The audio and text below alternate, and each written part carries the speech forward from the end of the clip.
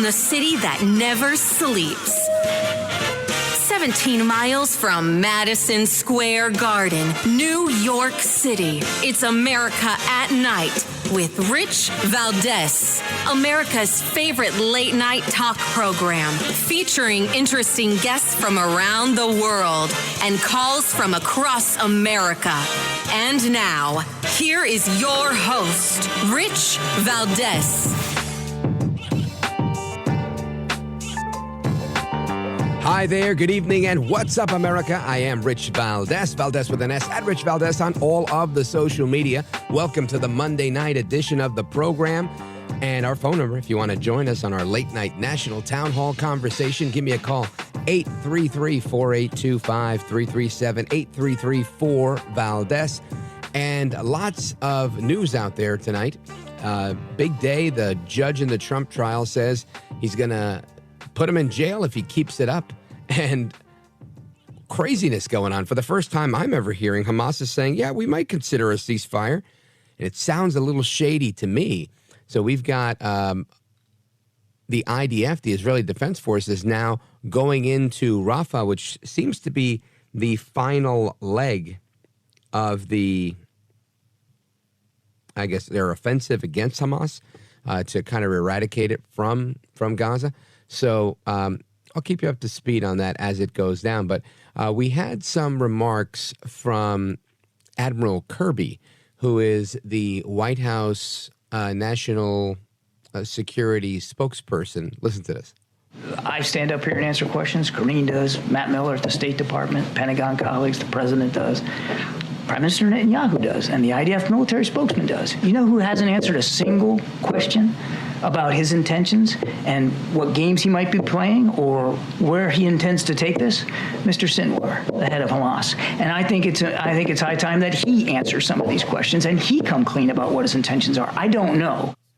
All right, now I got a couple of more from John Kirby, but I also want you to hear from Prime Minister Netanyahu because he makes it very clear that the International Criminal Court and the charges they've brought against Israel for war crimes and whatnot will not deter them. Listen to this. 80 years ago, in the Holocaust, the Jewish people were totally defenseless against those who sought our destruction. No nation came to our aid. Today, we again confront enemies bent on our destruction. I say to the leaders of the world, no amount of pressure, no decision by any international forum will stop Israel from defending itself. As the Prime Minister of Israel, the one and only Jewish state, I pledge here today from Jerusalem on this Holocaust Remembrance Day, if Israel is forced to stand alone, Israel will stand alone. But we know we are not alone, because countless decent people around the world support our just cause. And I say to you, we will defeat our genocidal enemies. Never again is now. Listen, if I had to put my money on somebody, the Hamas leader, who I've never heard, or this guy, I'm going with this guy, right? Wouldn't you go with Netanyahu? I definitely would. And I'll tell you why. Because he's the real deal. You can hear the passion in his voice. He's not giving up. This guy's leaving it all on the field, willing to give his life for this cause. And when your cause is the existence of your country, of your countrymen, of your people, of your nation, come on. No hay más nada, right? There's nothing else left. This is it. This is Custer's last stand for him. God bless him, and God bless everybody in the IDF for doing what they do. And I pray for all the souls, honestly. I don't have anything. I'm not looking for innocent people to be hurt in Gaza. Of course not. What I hope, I think, is what most fair-minded people are looking for is for everyone, for this thing to end quickly and for Hamas to be eradicated. Period. The end. No more killing. No more hostages. No more rapes. So anyway, that's what's going on right now with Israel making their move back into, not back, but into Rafah for what many believe is the final leg of this. And we'll get, some reports from a former IDF person and somebody who's now a reporter, been on the ground with the Jewish News Syndicate tomorrow, hopefully. We just got to nail that down. Sometimes they're in New York, sometimes they're in Israel. And when they're in Israel, the timing is tough to get them on late night because it's morning time in Israel. But we nonetheless will continue to bring you some updates on that. Now, Admiral Kirby was also continuing to field some questions. And, things are getting a bit contentious. He's at the White House press briefing today, and he says, look, he won't comment. At least it appears to me that he's not commenting on stopping ammunition going to Israel. But his colleagues in the media are definitely asking. Listen to this. Why did the U.S. halt an ammunition shipment to Israel last week? Yeah, look, I've seen the press reporting on this. All I can tell you is that, to Jackie's question, our support for Israel's security remains ironclad, and I'm not going to get into the specifics of one shipment over another. NBC is reporting that it included 2,000-pound bombs that may have been used in Rafah. Did concerns over Rafah and what the Israelis could use this ammunition for, did that play any role in halting that shipment? Don't have a better answer for you other than the one I just gave you. Again, John Kirby now making it clear we with Israel, but we're not going to talk about aid. Then getting into some specifics, but again, obfuscating when he says that they're going to put some limits on Israel if they do proceed into Rafah. I'll get you some additional audio on that in a little bit. And, of course, we got the Queen of Jordan on Face the Nation, because she's out there playing politics, right? Right. The Queen of Jordan is on television where she says, we're watching the world let human rights violations happen, saying that it's Israel that's perpetrating these human rights abuses. However, she's not opening her doors to anybody coming out of Gaza. Why? Why, if Jordan is their neighbor, do they not open the door? This is the question that remains. So I say chew on that for a little bit. Anyway, I want to get into a little bit of El Trumpito, Donaldus Magnus, the 45th president of these United States. Of course, he's in court. And let me tell you, I think Trump is getting more media coverage now than he's ever gotten before.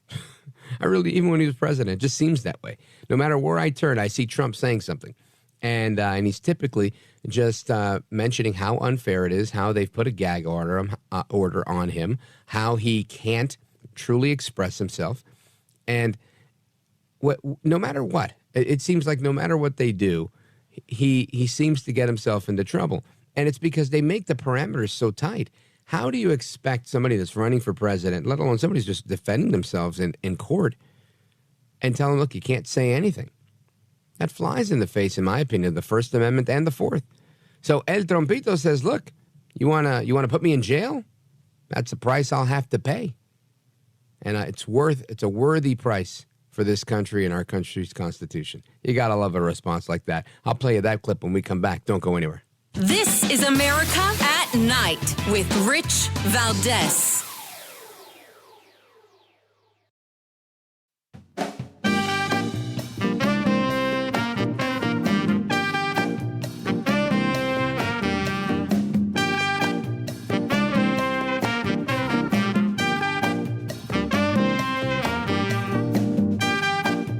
By the way, your ratings are up. Congratulations. I had somebody. It's always nice to check. I like to see, even if they're friends, I like to see how are they doing. Are people listening, right? That's but right. You're doing great. America at Night with Rich Valdez. I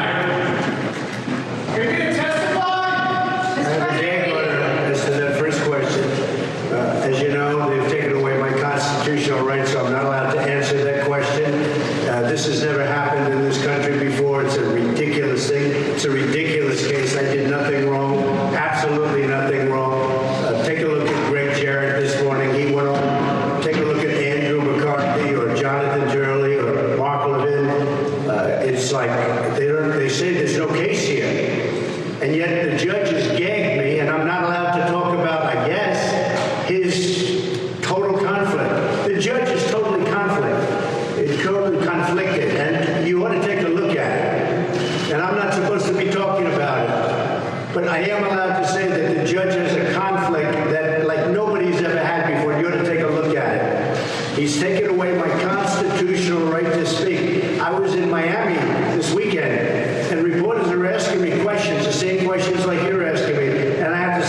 gag order, I can't speak about it. Never happened before, ever. Number one. Number two, it's a fake trial. They have no case.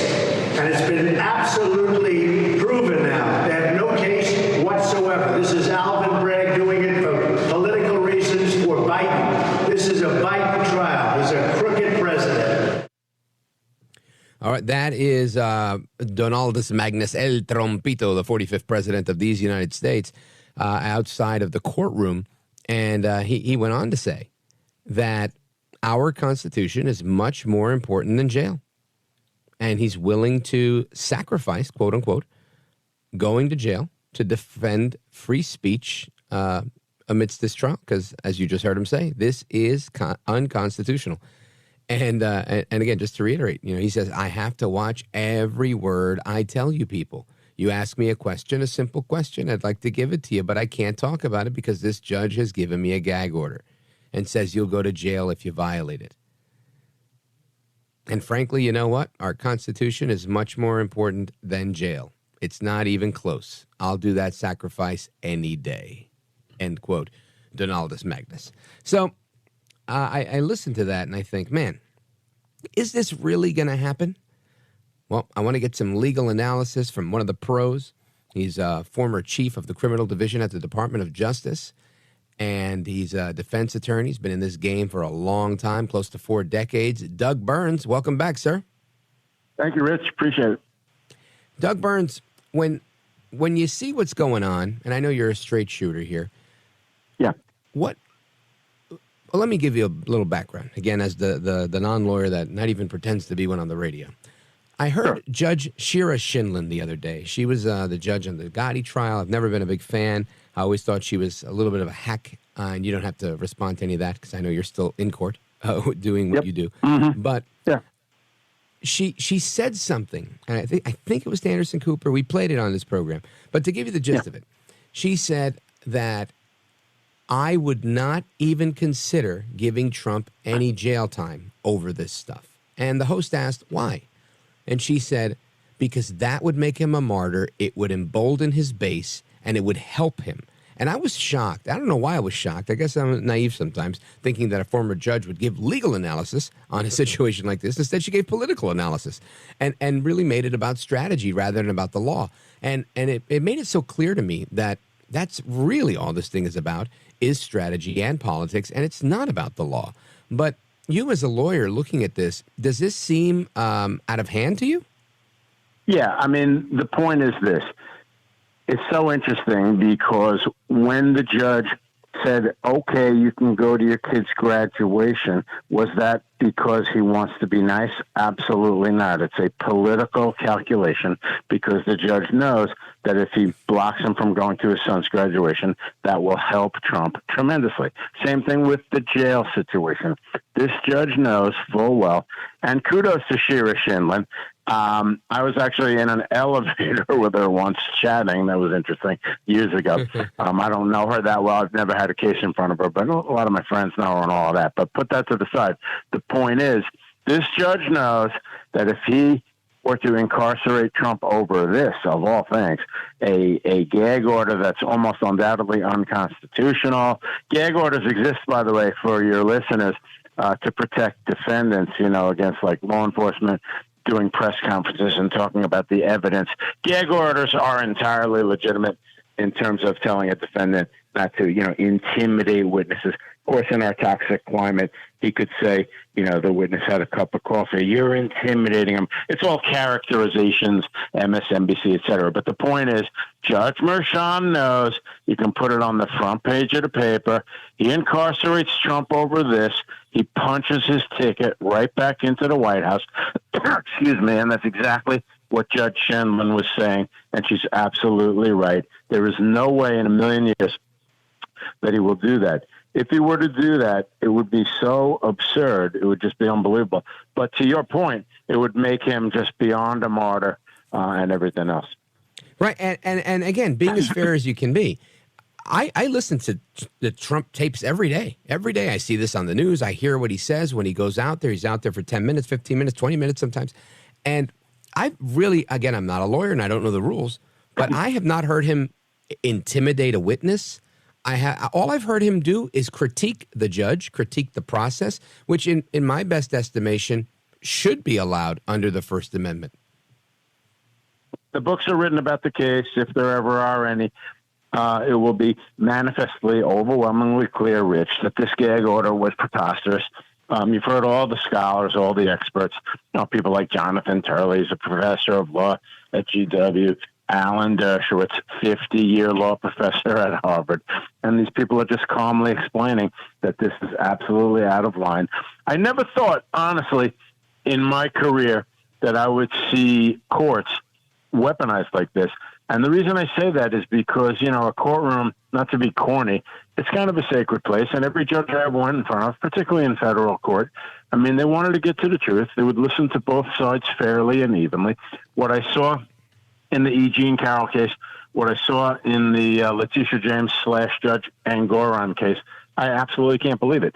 In the Angoran case, and I'll keep this really simple, I won't get in the weeds, they said he defrauded people lending him money. Nobody lost 1 cent, and they turned around and tagged him with a $450 million fine.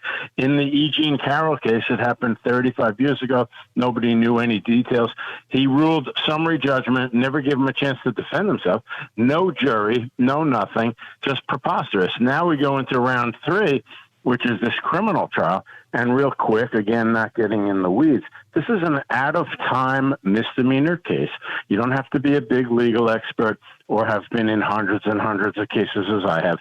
A lawyer, just hypothetically, with 3-4 years experience in state court would tell you that this is a misdemeanor business records thing. It's out of time. It's barred by the statute of limitations. Moreover, and this is key, and for the listeners who like to do a little armchair research, Section 175.05, 175.05 of the New York Penal Law, that's the business records misdemeanor, and it requires an intent to defraud. That's key, Rich, because the point is, okay, let's say they did mark it down as a legal expense when it should have been something else. There was no intent to defraud.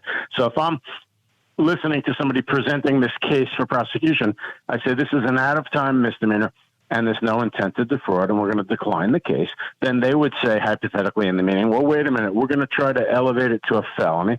Okay, explain to me how.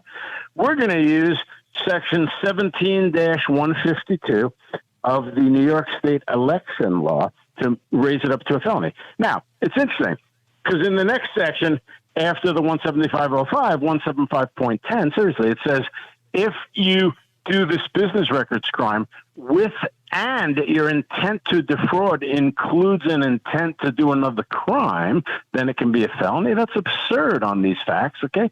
He didn't intend to do any other crime. And by the way, this is key. They never specify what the second crime is in the actual indictment. It's incredible. Wow. Unbelievable. Doug Burns, stand by right it's unbelievable. here. Yeah. We're going to come right back. You got that thought out, but there's a few more questions I have for you because witnesses are now saying Trump did not personally ask Michael Cohen to make this hush money payment. I want to get your take on that and more. Folks, we're on with Doug Burns, former federal prosecutor. Don't go anywhere. I'm Rich Valdez.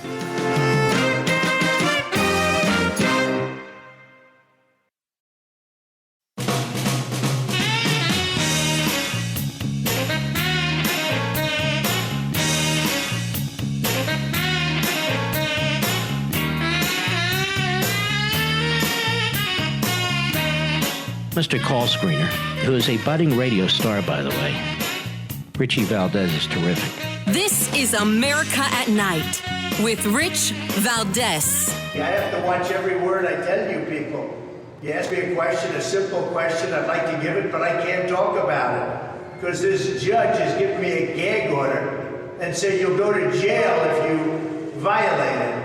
And frankly, you know what? Our Constitution is much more important than jail. It's not even close. I'll do that sacrifice any day. Doug Burns is our guest. That's El Trompito. You hear him outside the courthouse making the statement that he's willing to make that sacrifice for the Constitution any day. And it just strikes me as odd that, you'd even have to have someone in that position, especially when you have witnesses that are saying that, this wasn't even Trump's intent. Doug Burns, tell us how you think that plays out. Well, it's interesting. In a white-collar case of any kind, and again, I hate to be a broken record, but legally, this case just doesn't amount to anything, okay? But we'll put that to the side for a moment. The reason I mention that, very important, is because left-side media, they foam at the mouth on and on about facts. And there's an old adage that we lawyers say, which is if you don't have the law on your side, talk about the facts, okay? So they go, like the Russia collusion thing, they told us every day for 2 years, there's definitely collusion. It's crystal clear. There's tons of evidence of it. And our knight in shining armor is Bob Mueller. Then Mueller wrote a report saying there was no collusion, zero. And they had a hysterical, babyish, sore loser meltdown. It's sort of the same thing here. This case has no legal viability whatsoever. That's an important background. Now, however, I'll turn to the facts. On the facts, and what I'm trying to say real quick is, even if you go down their incorrect legal road and you humor them, they still don't make out the case, even factually. And the point you made teeing it up is, you have witness after witness telling this jury that there are serious questions as to whether Trump, at his high level, was really involved in the minutia of this or knew about a lot of it. Okay, that's kind of devastating. There's evidence that, oh, no, this wasn't for the election, which is their big theory, which fails legally completely, by the way. But put that to the side, the broken record point. Hope Hicks said no. He was concerned about his wife and his family. That's pretty devastating. So the point is, they're not even making the case out factually. And of course, the case is an abomination legally. But I want to repeat something I've been saying over and over and over, like a Broadway actor. I say it every single day on television, and that is that they don't care if it gets reversed later. All they want to do is tag him now with a conviction so that they can argue he's a felon and a criminal. And real quick, by the way, the judge, it's pretty disgraceful because he should be saying things to the prosecutors like, wait a minute, 17505 requires an intent to defraud. Please explain to me how you contend that he was defrauding anybody as opposed to just making sort of an incorrect business entry. Number two, Mr. Prosecutor, you don't specify in the indictment what the second crime is that elevates it to a felony. Aren't you aware of the Sixth Amendment's requirement that everybody be put on notice of what they're charged with? And on and on and on. But the judge just isn't being fair. You know, Doug Burns, I look at this and I think, I've always thought that the issue with this from the beginning is, you just said in their, from their estimation, an incorrect business entry. But to me, the crux of this really is he gave money to his lawyer and said it was a legal expense. They're saying, no, that's not a legal expense. That is a campaign expense that you were trying to skirt the system. And I can't even figure out how that's legit. Like, you're more committed to protecting your reputation against for the benefit of the voters or the benefit of your campaign than you are for your own wife and children. I think that's a very difficult. It's difficult to prove, right? And what you said earlier was that the test. If I heard you right, you said the test is with the intent to defraud. Of course, but the point how would they prove that? You can't. That's number one. But it gets even worse because that blocks you on the original misdemeanor, which just happens to also be out of time under the statute of limitations. But hold on this election fraud section, it says that you are, promoting or impeding a candidate for office. Now, follow me closely to the listeners. By unlawful means. That's the 17-152 of New York State election law. You're impeding or promoting a candidate by unlawful means. The NDA, the non-disclosure agreement, that's not unlawful. The case completely fails right there as well. It's just breathtaking what's going on. And again, a fair judge would call out all these points. I mean, I've been in front of federal judge after federal judge for 30 years, and these guys were brilliant, and they would be very fair. I always cite the movie My Cousin Vinny, and everybody laughs, ha, ha, ha. That's not really a comedy, in all seriousness. It's a very serious movie, and I wrote an article in the New York Law Journal in 2017, and the point is, when it became apparent that the two kids in the movie may not have been guilty of the offense at the sack of Suds. The judge, played by Fred Gwynne, sat forward in his seat and was open-minded to start hearing the other side. We're not seeing that in these Trump cases, and that's the most disgraceful thing of all, because a judge is supposed to be somebody not interested in one side or the other winning, obviously. That almost doesn't even need to be said, but interested in hearing the truth. So here, to repeat, there's no intent to defraud. This election claim was not by unlawful means. It was by a lawful non-disclosure agreement. And then the last editorial, very important. When I analyze the case, it's completely and totally irrelevant. I want the listeners to really drink this in. Completely and totally irrelevant who the defendant is. That doesn't even enter into my thinking. You follow me? I'm analyzing a law case based on the law and based on the facts. Now, and that's the problem, because people simply cannot divorce out who it is, and they're angry and they hate him and this and that. But true legal analysis, seriously, does not take into account who the person is. Completely and totally irrelevant to the analysis. Outstanding, Doug Burns. Now, something else I wanted to ask you is, I'm presuming that there is a judge somewhere, right? If you're a judge on the bench, whatever your position is, that there is some judge above you that kind of you report to and makes sure that everybody's like on their P's and Q's. Is that how that works or no? No, absolutely not. And that's wherein lies the problem, and that unpacks the scam of what's going on, in all seriousness. The judge above you are appellate judges, okay? So technically you're absolutely correct. I don't want to say you're wrong. Those are your bosses. They're above you, and they review what you do. So the cynical game, really cynical, is this judge can essentially do whatever he wants until the case is appealed. Normally, this is the key distinction. Normally, judges will behave in a way because they do not want to get reversed, and that keeps them in check, and they act fair and so on. Here, it's a political agenda to tag them with a conviction any way possible, and they literally, and this would be impossible for the average person to really understand this, and I'm not being pompous or this or that. I've been doing this 38 years. Sure. They don't care. They don't care if it gets reversed later.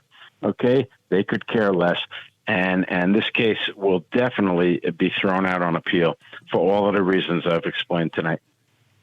Wow, well, that's news to me. I had no idea. I thought there would have been some oversight to judges. So that makes all the sense in the world, though. That explains why they're able to do this kind of unilateral decision. But that really unpacks. I just got to get reelected exactly. Again. That's what really unpacks what's going on. Oh, and by the way, in terms of reelection, there's a lot of horrible incentives going on, which is that, these judges do run for election, and they come out of, like a Democratic clubhouse, and he's a hero because he's, nailing Trump. Those are poor incentives. Federal judges, as you know, Rich, are appointed, and they're appointed for life, by the way, and there's no political accountability. So those are just some other related seminar points. Wow. Folks, we're on with Doug Burns. We're going to come right back and get his take finally on the end game here and what he thinks of this former Biden Justice of Department official that was prosecuting Trump that was once paid by the Democrat National Committee to do political consulting. Don't go anywhere. We're coming right back with Doug Burns. This is America at Night with Rich Valdez. Call now, 833-4-VALDEZ. That's 833-482-5337. 833-4-VALDEZ. That's Valdez with an S.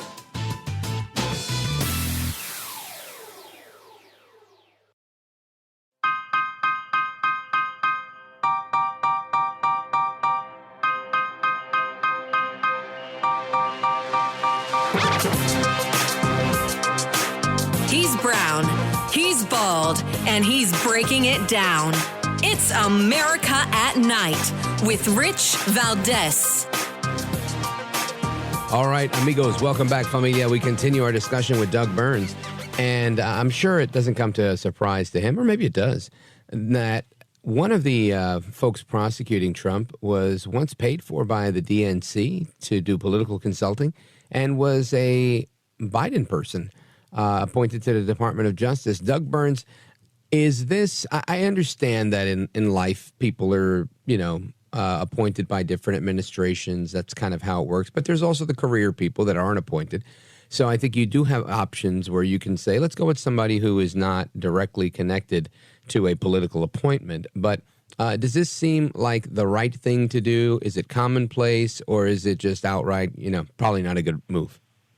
It's not commonplace at all, and it tells you that this is a highly political case. The point is, Associate Attorney General is the number 3 position in the Department of Justice, okay? You have the Attorney General, the Deputy Attorney General, and the Associate Attorney General. Those are the top 3 positions.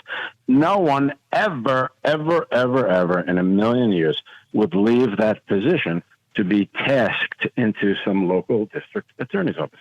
That's no disrespect to local district attorney's offices, but it's just the realities of the fact that if you're the number 3 law enforcement official in the United States of America, you're not accepting a role as a prosecutor on a particular case in a local DA's office. So the point is, this is all incredibly political.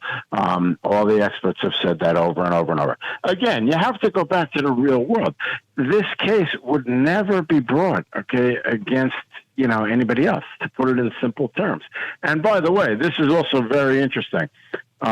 People rarely make good decisions when they're angry. And the reason this case was brought to trial first was because of this really foolhardy political one-liner.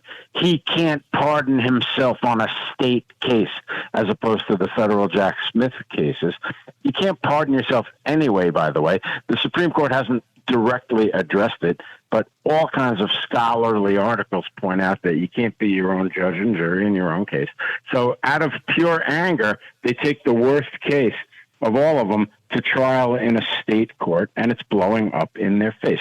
But back to your question with Colangelo, absolutely beyond rare, and you'd never see that. Doug Burns, I appreciate you calling them, the balls and strikes as they are, because honestly, I try to give the benefit of the doubt. That's why I ask the questions that I do, because I think, maybe, it is what it is.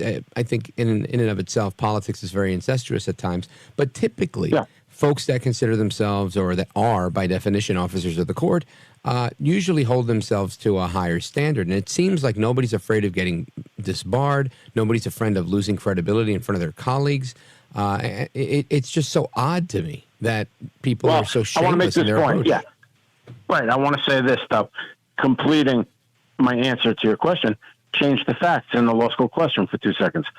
The number 3 official in the DOJ, United States, Department of Justice, Associate Attorney General, he comes into a local DA's office. Well, if he acts fairly and interprets the law correctly, interprets the facts correctly, that's fine. I have zero problem with it. These people are twisting legal theories all over the place. It's taking an out-of-time misdemeanor and trying to bump it up to a felony on a theory that doesn't work, on and on and on. And it's just a disgrace. And then you get into the whole, media aspect of this, which is, Michael Cohen's testimony is going to be like, who shot JR? I get that, in terms of the ratings and the interest. But again, criminal law cases should not be part of that type of discussion. Ratings, sensationalism, et cetera. And as far as sensationalism, they spent the whole first 10 days of this trial just tagging Trump with salacious nonsense that has nothing to do with the case, by the way. Right. And I don't know how accurate or valid this point is, final thought, but I recently spoke with a colleague of yours, friend of mine, Arthur Aidala, about that very topic with his Harvey Weinstein case, where they brought in witnesses that had no business being there, and that eventually tanked this case for them on appeal for the prosecution and scored him a win. Do you see that same type of approach happening here with the Trump trial? Absolutely. But again, same point, broken record. They don't care. Again, they don't care if it gets reversed. In Weinstein, they got way too aggressive. They put too much in there. And here, again, what they're trying to do is this is an election cycle exercise, not a law case. So they want to show the public, you shouldn't vote for him. because he did this and he did that, having nothing to do with the law case, while simultaneously weaponizing courts that are supposed to be independent, prestigious institutions. It's pretty disgraceful. It's hard to believe, really, Rich, on many levels. It really is election interference. Unbelievable. Doug Burns, I want to thank you for being here, brother. Let everybody know how they can find you if they want to hire you. Well, at Doug Burns Law is my Twitter, and I'm not really that active in law practice anymore. I'm pleased to report after 38 years because I'm working in media now. Yeah. Excellent. All right. Well, if I get in trouble, I'd want to call you. Doug But Burns. if you get in trouble, I'll take the call anytime. Thank you, brother. Folks, check out Doug Burns on Twitter at Doug Burns Law, and we're coming back your way. Doug Burns, you are a gentleman, a scholar, and a patriot. Thanks for staying up late with us. Appreciate it. Thank you. You bet. We're coming right back, folks. The number, 833-482-5337, 833-4-VALDEZ. This is America at Night with Rich Valdez. Call now, 833-4-VALDEZ. That's 833-482-5337. 833-4-VALDEZ. That's Valdez with an S.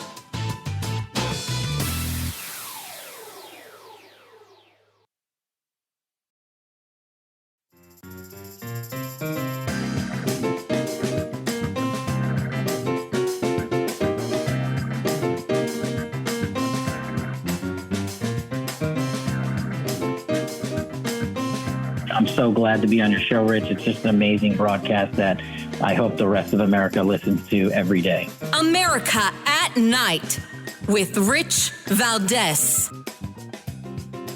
All right, amigos, welcome back. And I want to discuss this Trump thing. Again, we've kind of dug into it. We kind of started to scratch the surface on this Israel move into Rafah this hour. And what I find, problematic about each of those issues, and I'll just to restate the facts, is that nobody's asking, I can't remember the last time, and if you do, please send us the audio, we'll play it on the air, of the leader of Hamas getting on TV daily, calling for a ceasefire. Because all over the internet, there are people calling for ceasefires, but they're never quoting the leader of Hamas. They're never playing that clip of video. I just never see that. And with the Trump stuff, I think it's lawyer after lawyer after lawyer, as Trump said, and I've said, and as all the lawyers we brought on the show have said, this is a big nothing burger, as they like to say. So why do we do it? Of course, we do it for the sake of election interference. And it sounds sinister, and it sounds like this, that, and the other, but honestly, there's really no other way to slice it. This is just throwing the punch because the bouncer is going to break up the fight and kick you out of the club and keep you safe. Because had you really had to fight that guy, you wouldn't just throw the punch because you get your butt beat. Anyway, more to come straight ahead. We're going to talk about Marxism and how that is affecting academia, as if that was new, and rewriting history. And also, I just wanted to thank so many people for wishing me a happy birthday. My birthday was yesterday, Cinco de Mayo. Today is Sexto de Mayo. And I will probably celebrate all month, but it was a really, really fun time as I get more and more of the video and pictures from friends and family that celebrated with me. I'll be posting them on Instagram and might put some on Facebook as well. I don't usually put a lot of that on Twitter or Truth Social, but if you want to see it, those are the places to go and follow me and check it out. Thanks again for the love and the well wishes. I really appreciate it. Folks, we're coming right back, and we're going to jump into this topic. What happens when you uncover fake history written by Marxists? Don't go anywhere. I'm Rich Valdez.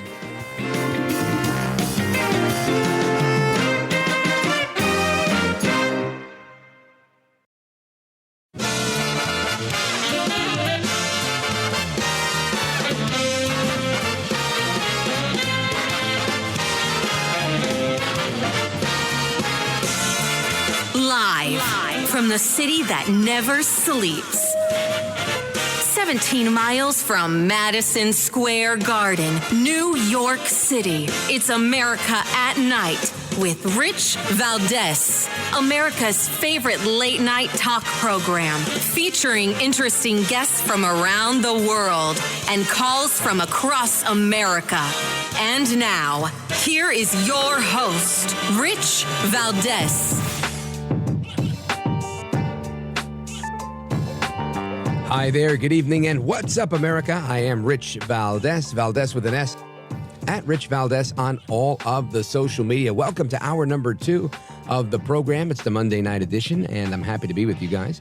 The phone number, if you want to join us on our late night national town hall conversation, 833-482-5337, 833-4-Valdez. Looking forward to your calls and more throughout this hour with what our guests are discussing. And, of course, in the third hour in Open Phone America. But I want to get into a few things. Obviously, we talked a little bit about what's going on today, big stories that we've been discussing. You've got the advancement into Rafah by the IDF, the Israeli Defense Forces, and Netanyahu making his commitment that they will not stop and that the Holocaust will not be forgotten, never again. And he made that incredibly clear. Something else that we're talking about this evening, big story of the day. The judge in the Trump trial says, you do it again, break this gag order again, we're going to fine you another $1,000, which seemed to not bother you, and might have to put you in jail. And Trump says it's unconstitutional. This is a violation of his First Amendment rights. And as such, he's willing to make that sacrifice if it has to be done in the name of free speech. I want you to listen to Trump real quick outside of the courthouse earlier today. I have to watch every word I tell you people. You ask me a question, a simple question, I'd like to give it, but I can't talk about it. Because this judge has given me a gag order and say you'll go to jail if you violate it. And frankly, you know what? Our Constitution is much more important than jail. It's not even close. I'll do that sacrifice any day.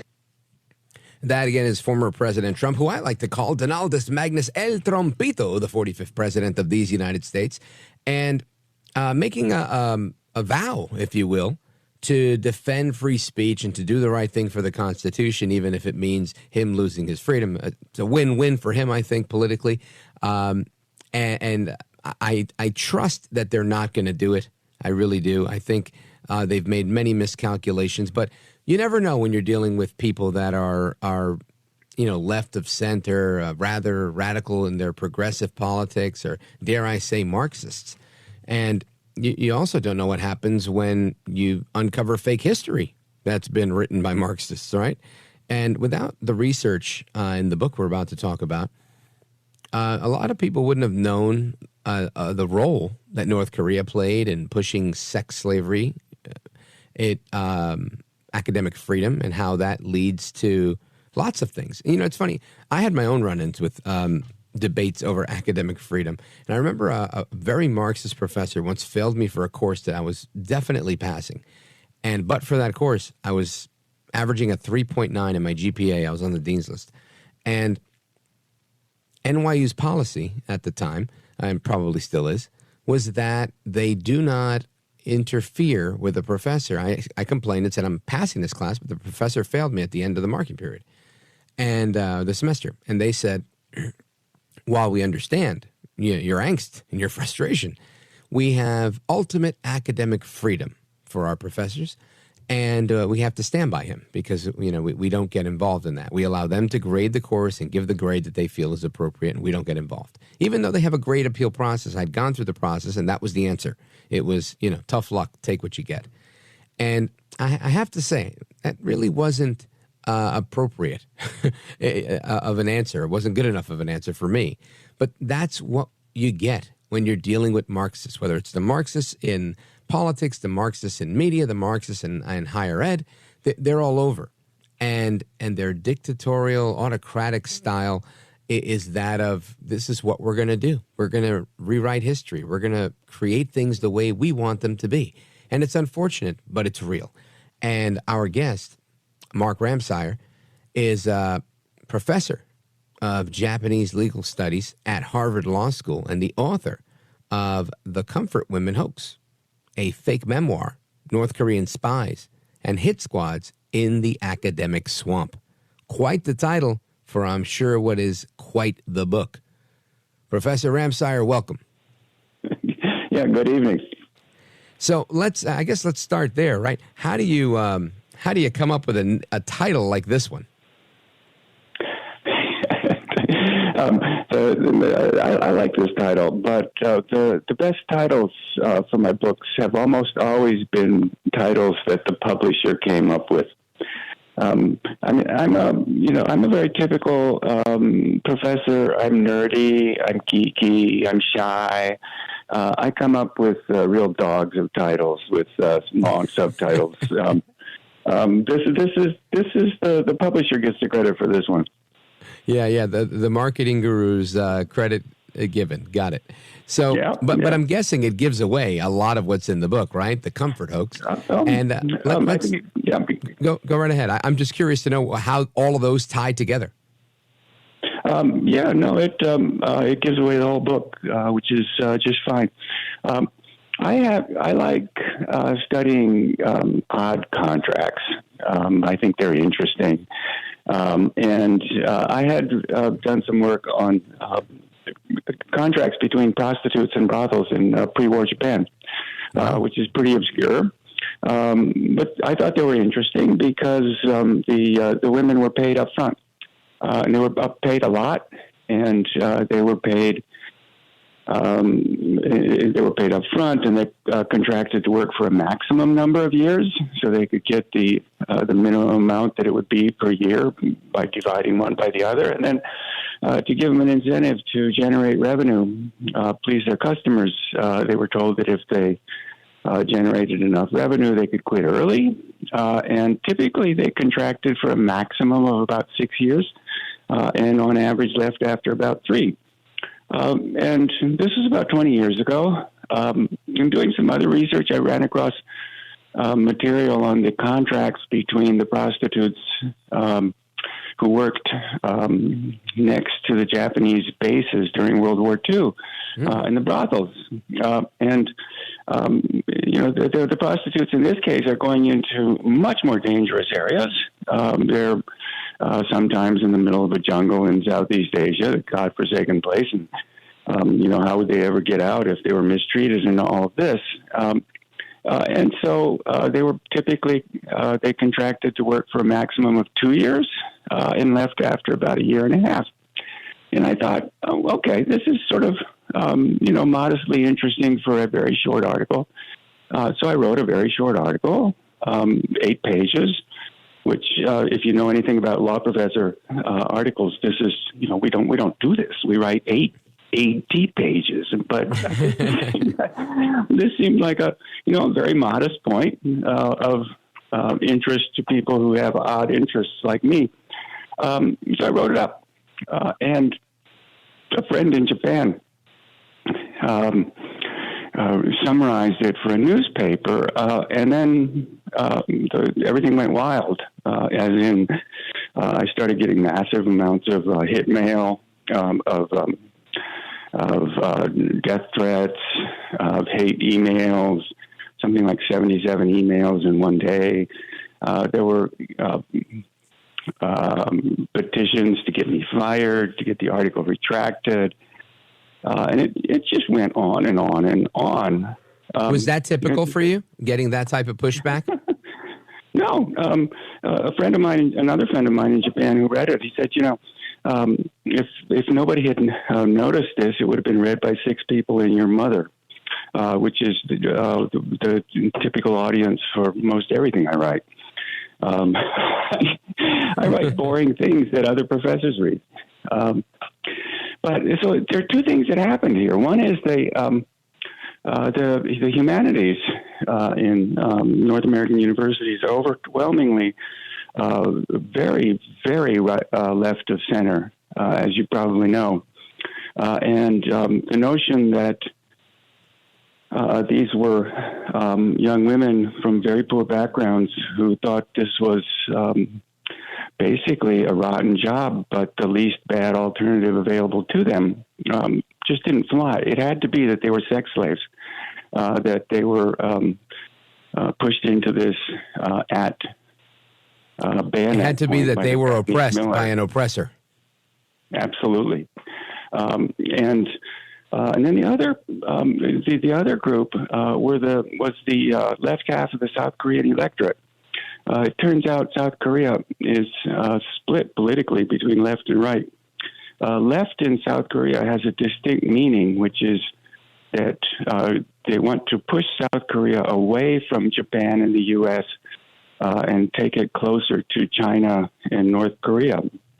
And so this story that the Japanese military dragooned South Korean women at bayonet point and made them sex slaves is something that they pushed relentlessly to try to drive South Korea and Japan apart.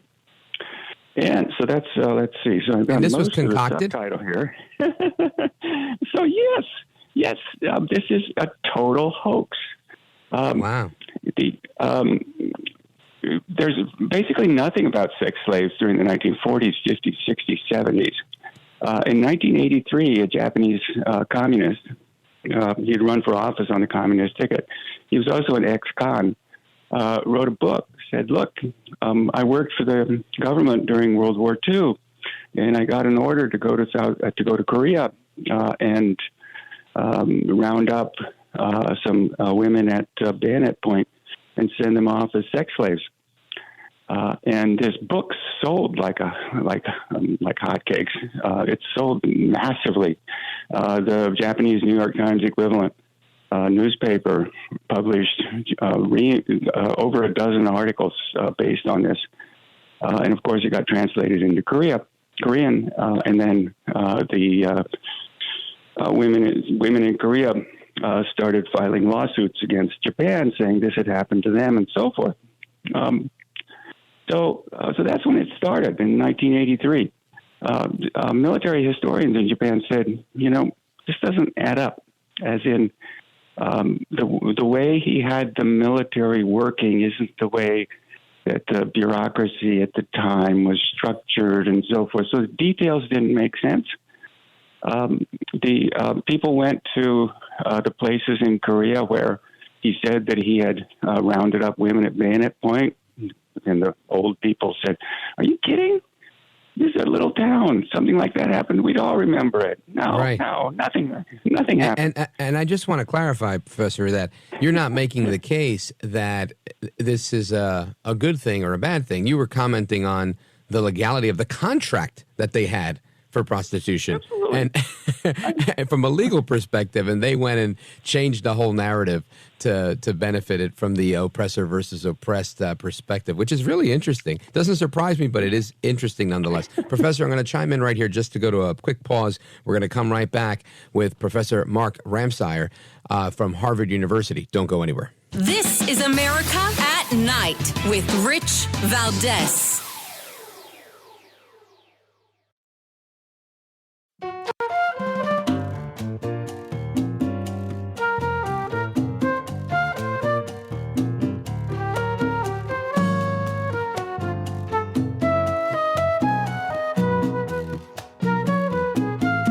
This is America. This is Night. This is Rich Valdez. All right, America, welcome back. We continue our conversation with Professor Mark Ramseyer from Harvard University, and we're discussing his book. And he's got an interesting book titled The Comfort Woman Hoax, a Fake Memoir, North Korean Spies, and Hit Squads in the Academic Swamp. You've described the Comfort Women hoax. We've talked about the fake memoir they created to combat your article. Let's talk about the spies in the academic swamp, Professor. Okay.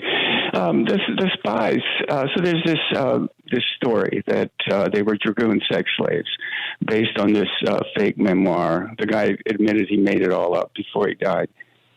It's pushed in South Korea by this woman who's married to a guy who served prison time for passing secrets to North Korean spies. His own brother-in-law served prison time for yet another spying incident. So this is pushed within South Korea. by a woman with very close North Korean spy connections. That's where this is currently being pushed. And our friends in the humanities departments in North American universities are just completely clueless about any of this. Is it that they're clueless or they choose to not discuss it?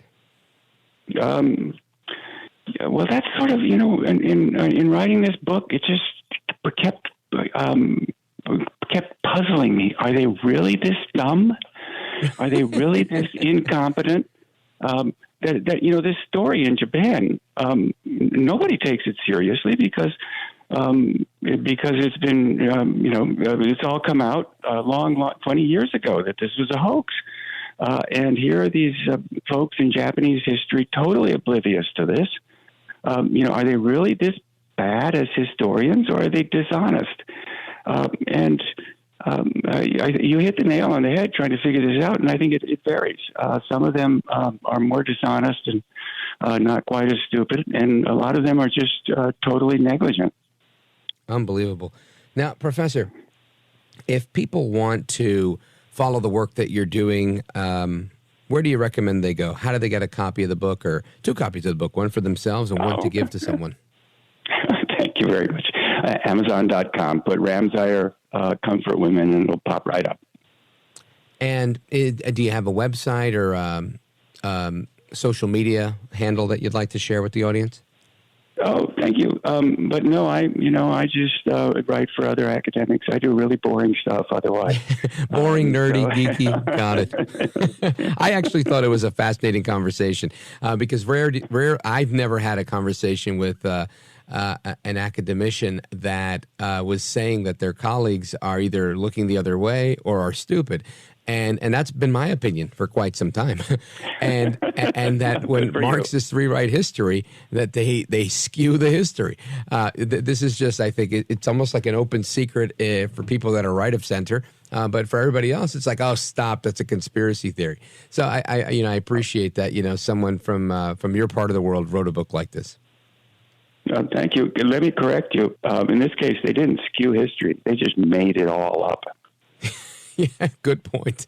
Good point. Folks, Mark Ramseyer is the author. He's a professor of Japanese legal studies at Harvard Law School, and he is the author of The Comfort Woman Hoax, a Fake Memoir, North Korean Spies, and Hit Squads in the Academic Swamp. Professor, it was a real treat to talk to you. I really appreciate your time. Thanks for staying up late. Thank you very much. My pleasure. You Bye. bet.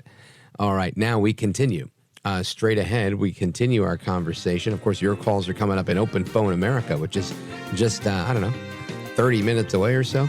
But I want to get into a little bit more history, this time not from the Marxist perspective, but from the military history perspective.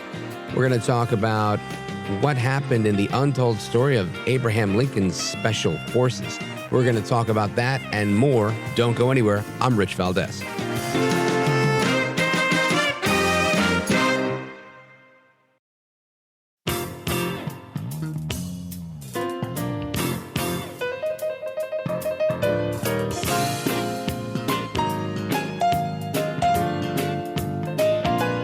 Rich Valdez, who again will do a fine job, and I know you'll enjoy listening to him. This is America at Night with Rich Valdez.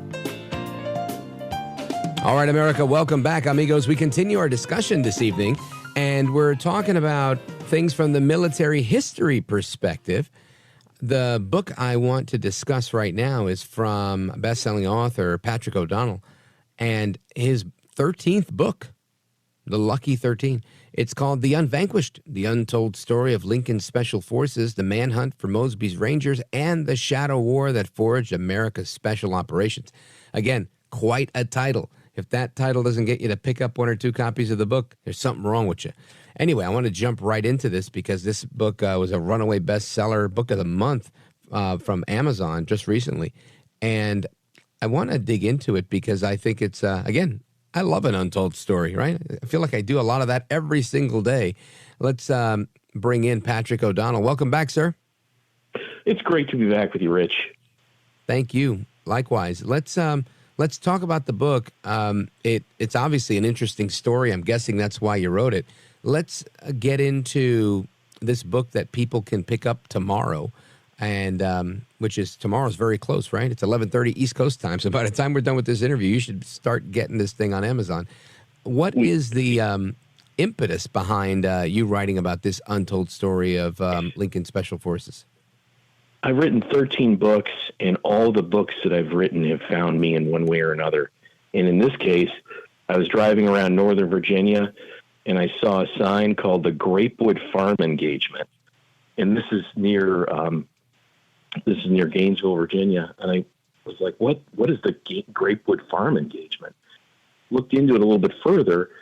It's here that John Singleton Mosby of Mosby's Rangers had disabled his first locomotive. He used a mountain howitzer. And at the Grapewood Farm, they were pursued by hundreds of Union cavalry. And they set the mountain howitzer up, and they ambushed him in sort of this farm lane. And many of the men died. Many Rangers died. Many cavalrymen died, including even a foreign volunteer who had fought in the British Army in the Crimean War in the charge of the Light Brigade. The guy survives that, but doesn't survive the Grapewood Farm Engagement. And I thought, well, this is an interesting story. And it was like one of the threads that I followed until I found another sign in the Plains, Virginia. And it's here that it's the last moments of life for something known as the Jesse Scouts.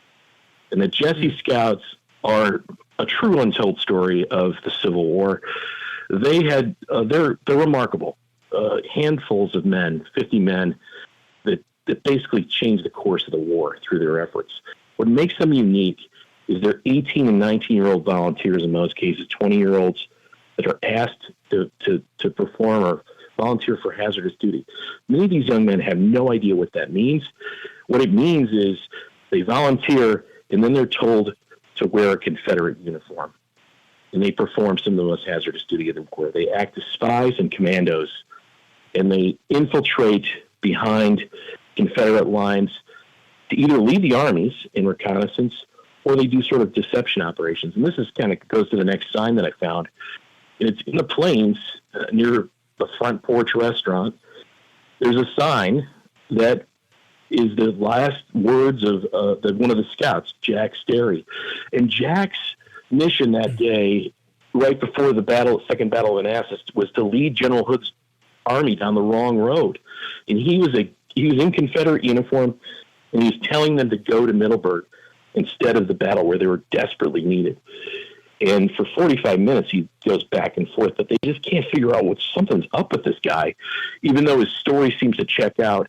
And they unmask him then as a Jesse Scout, and he says, look, I want to die. I want you to know who I am. I am a Jesse Scout. And what's amazing, Rich, is that Jack Sterry's body was found in the 1960s when they widened the road, along with a Confederate soldier that he killed that day earlier. These are the stories that are in the Unvanquished. Wow, folks, if that didn't get you to want to, get the advanced copy of this, I don't know what does. Patrick O'Donnell is our guest, and I find it interesting you got this part of it. And, in the time that we have together tonight, I want you to really kind of, as best you can, walk us through the Manhunt aspect of it, as well as the shadow war that forged America's special operations. I think that's going to be quite an interesting story as well in and of itself. Now, what was the, I would say, the pivotal moment for you in this book where you felt this is really what's going to affect history? Well, what I found out is in the sign about Jack Sterry, there was a reference to Mosby. And what I found is that these men not only led the Union armies to victory in, basically reconnaissance, they acted as scouts way in front of the armies to figure out where the weak points were. They acted as couriers. And this is before there were any kind of radios or anything like that. So armies had to communicate with one another. But they also formed the first hunter-killer team to take out the South's most dangerous men. And in this case, one of those men was John Singleton Mosby, one of the greatest guerrilla warfare experts that really pioneered guerrilla warfare that America has ever seen. But within that story, is another untold story, and that's the story of the Confederate Secret Service. And that story is exceptional, an incredible story. And it includes stuff that we hear today, Rich. It's about election interference, influencing the press, insurrection, covert ops. This stuff is incredible. I mean, one of they set up their base. One of their bases is in Montreal, the St. Lawrence Hotel, where, it's like the most opulent hotel in Canada, but they serve mint juleps year round. And there's a plush lounge. There's a pool table. These Confederate operatives, mix in and out with Canadian citizens, and they plan to basically change the election of 1864. Covert ops like assassination, burning down New York City. There's amazing stuff here. And why is it important? Our lives today are being influenced by covert operations, shadow warfare. All you have to do is look at the Middle East, and we are being influenced every day by this type of warfare. So it's important to understand it in its origins. And its origins come from a modern sense in the Civil War, because in 1941, America had no special operations forces, and it fell upon the shoulders of a guy by the name of Colonel Wild Bill Donovan. Here in Washington, D.C., they set up their headquarters, and it's here that this small band of men and women have to figure out what shadow warfare is, because the Germans and the Japanese have this amazing head start on what, they're running commando ops and all kinds of things. So what they do is they look back to the Civil War, which is America's first modern war, where in many ways America pioneers much of this tradecraft, but it's lost. And they look back at that time period and revitalize American Special Forces. Patrick O'Donnell's our author, guest, and critically acclaimed military historian that's with us. Folks, we're going to come right back and get into a little bit of some of the commonality that we see and parallels to modern-day current events, kind of like what you just pointed out with election interference and so much more. Don't go anywhere. This is America at Night with Rich Valdez. Call now, 833-4-VALDEZ. That's 833-482-5337. 833-4-VALDEZ. That's Valdez with an S.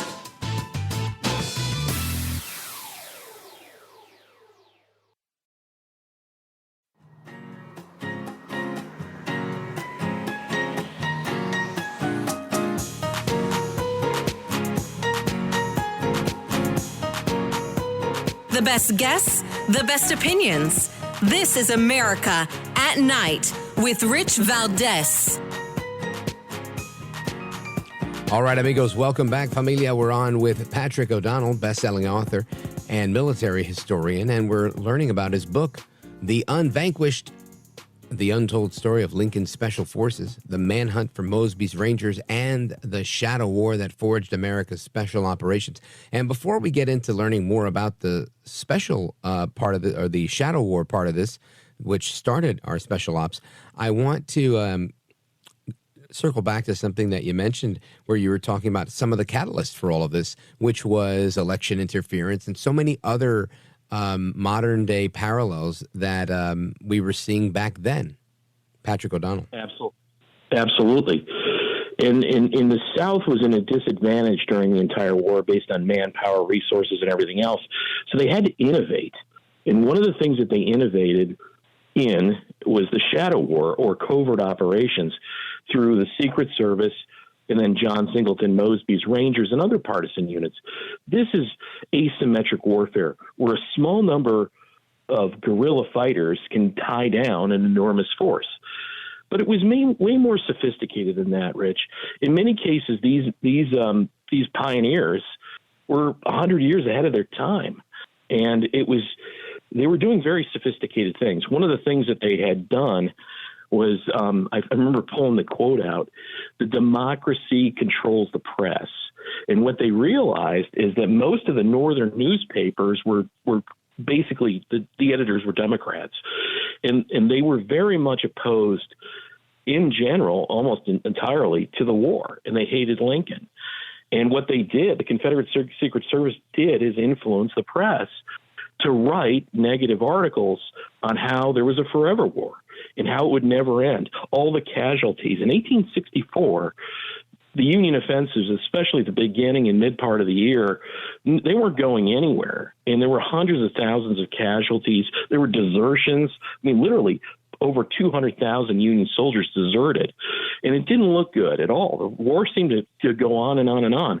One thing to remember is that any insurgency, especially in the 20th, 21st centuries, it's not about winning. It's about surviving. All you have to do is, if you're an insurgent, is survive and outlast your opponent, which happens quite frequently.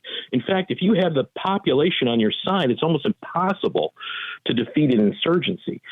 And what the South was doing in one of its cases was literally plying Northern newspapers with lots of cash to write stories about the Forever War and how it would never end, to erode Northern morale.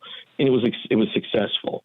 They also were deeply involved in the actual convention of 1864, which ironically was held in Chicago. That was the Democrat convention at the time. And the rising power within the Democratic Party was the Copperhead movement, which was a peace movement, which demanded that the war ended through an armistice. And the Confederacy understood this and literally helped write the campaign platform in 1864, which would have, potentially granted the South its independence and changed the course of history. And what most people don't realize, the war was a lot closer than we ever realized, because you had, in the summer of 1864, Jubal Early launches a special operation in many ways, and they nearly take out Washington, D.C. with 12,000 men. And a corps of Union soldiers arrives at the Washington Navy Yard literally an hour before Fort Stevens is nearly overrun, and the Capitol in its process. There was this special operations involved with freeing prisoners down at Point Lookout and other things, too. And the book gets into these operations, but it's really the through line of this book. It's the Jesse Scouts. It's the Union Scouts that have to foil much of this stuff. And I have a great article in Fox News and in Breitbart tomorrow detailing some of the stories in this book. And then later I've got an article on Thursday on mail-in ballots, which we think about today, how controversial those are, right? Mail-in ballots begin their life in 1864 so that Union soldiers could vote. And it was controversial then. And I uncovered in the book an entire scheme to defraud all these Union soldiers of tens of thousands of votes by, stealing the ballots and then forging their signatures so that they voted for the Democratic candidate at the time. Before you get into that, because I think I've heard this story, and it's the Hayes-Tilden election, and I want to learn a little bit more about it when we come back. Folks, we're going to talk about election interference, mail-in ballots, and more back in the 1800s with our guest, Patrick O'Donnell. Don't go anywhere. This is America at Night with Rich Valdez. Call now, 833-4VALDEZ. That's 833-482-5337. 833-4VALDEZ. That's Valdez with an S.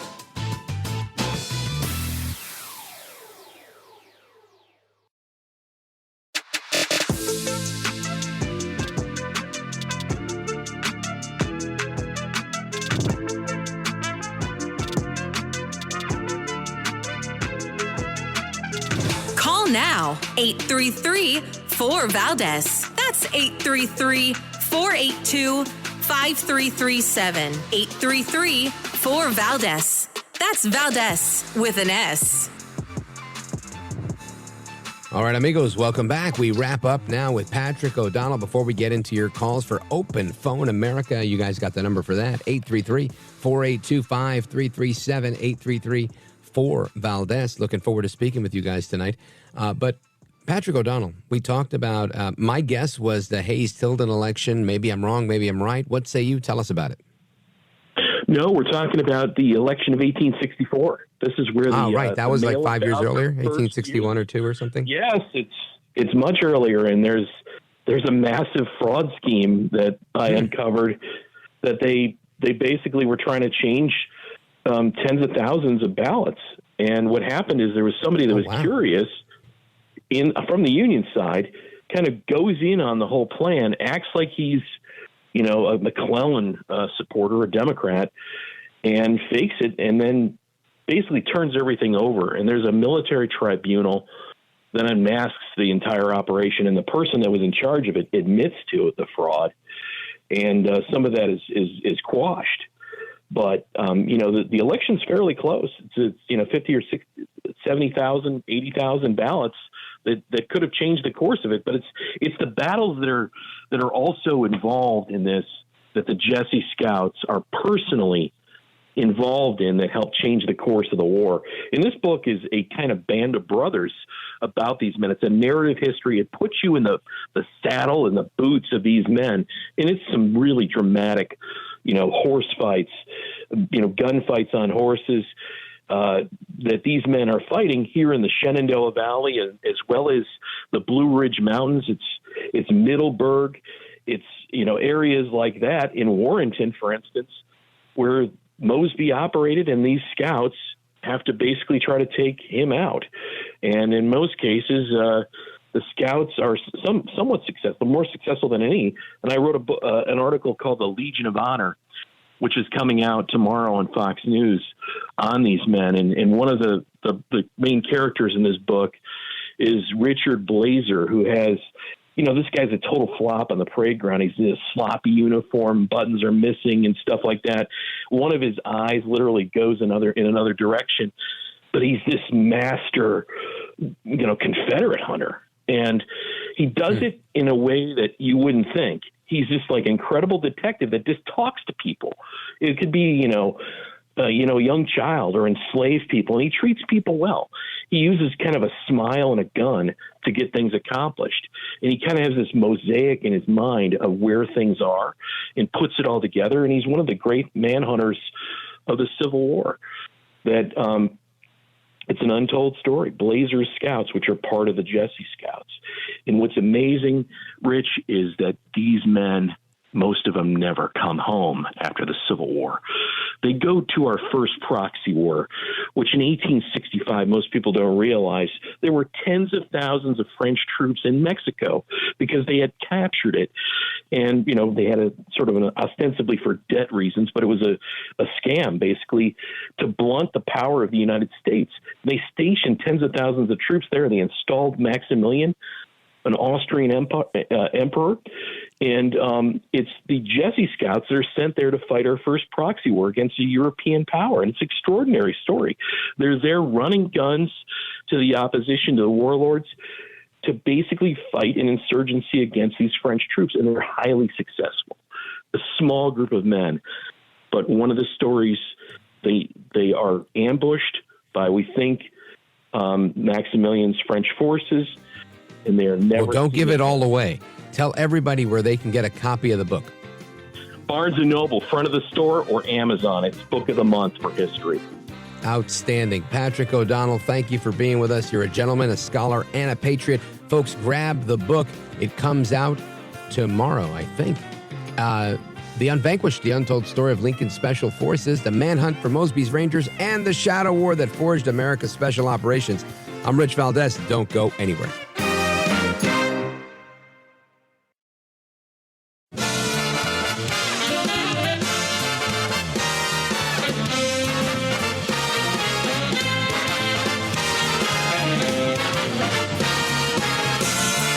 Live from the city that never sleeps.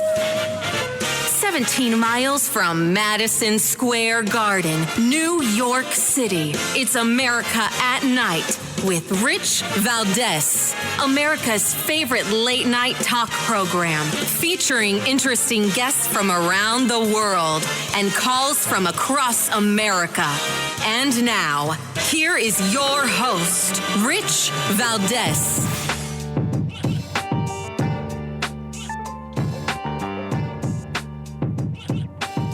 Hi there, good evening, and what's up, America? I am Rich Valdez, Valdez with an S, at Rich Valdez on all of the social media. Welcome to hour number 3 of the program. It's the Monday night edition, and I'm happy to be here with you. If you want to join us on this late night national town hall conversation, give us a call, 833-482-5337, 833-4-VALDEZ. And something I want to get into again, 2 big stories that I've been following tonight, and there's a few different stories out there, but the 2 big ones are that Israel begins striking Rafah, and that's the last Hamas stronghold in Gaza. So we're going to get into that. And the other part of the story is El Trompito Donaldus Magnus, the 45th president of these United States. Well, he was in court today, and he had a lot of things to say. He just made some statements about how important it was to stick to his guns on free speech, and if he had to go to jail for it, he would. He also talked about how the attacks against him are really just being funded by Biden's allies. And in reality, these college campus crusades, that we're seeing are also being funded by the same people. The same Biden donors seem to be behind everything that's going on. So we're going to get into that in a moment. Some of the other stuff that's out there tonight that I want to jump into is I